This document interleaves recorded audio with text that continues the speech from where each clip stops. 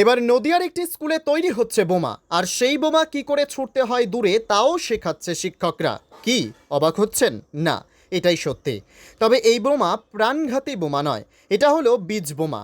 ভাবছেন বীজ বোমা আবার কি? তবে শুনুন বিস্তারিত।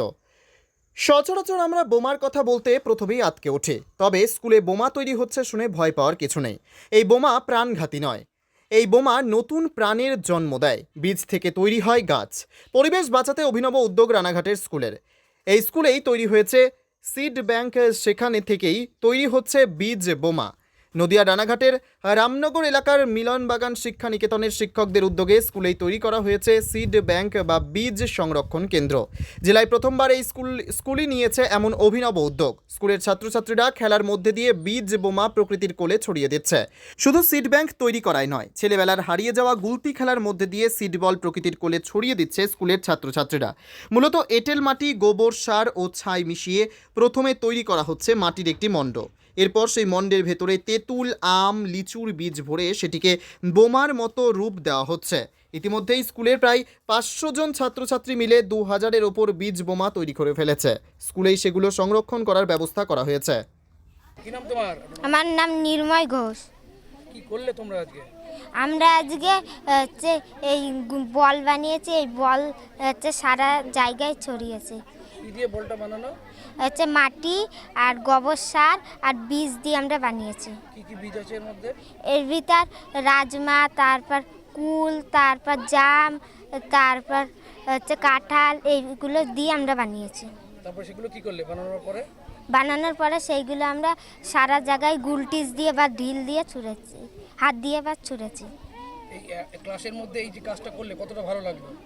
খুব সুন্দর লাগলো। কি নাম বললে তোমার? নির্ময় ঘোষ। কোন ক্লাসে পড়ো? আমি ক্লাস 6-এ।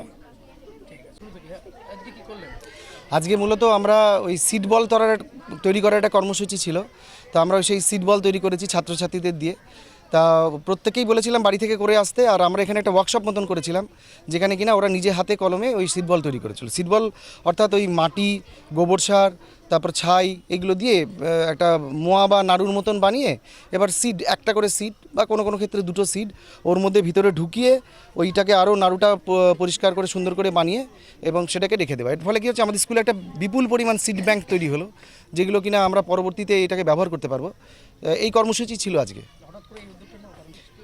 দেখুন, আমরা প্রত্যেকেই জানি সারা ভারতবর্ষ তথা সারা পৃথিবী জুড়ে যেভাবে বৃক্ষচ্ছেদন হয়েছে বা আস্তে আস্তে ডিফরেস্টেশনের জন্য যেভাবে গাছ কমে যাচ্ছে, তো আমাদের আশু প্রয়োজন, বিশেষত আমাদের যারা আমরা মানে নতুন জেনারেশনের যা ছাত্রছাত্রী বা যারা নতুন ভবিষ্যতের নাগরিক হবে, তাদেরও দরকার যে পরিবেশকে বাঁচানো।